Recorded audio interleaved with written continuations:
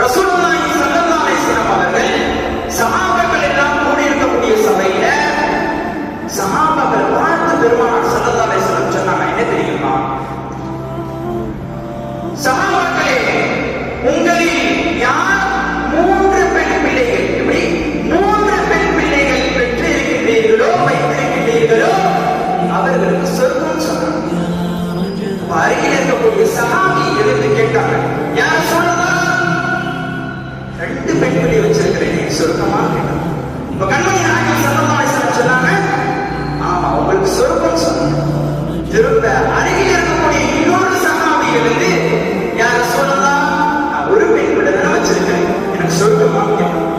இப்ப கண்மணி நாயகம் ஸல்லல்லாஹு அலைஹி வஸல்லம் சொன்ன வார்த்தை என்ன தெரியுமா? அன்பிற்குரியவர்களே,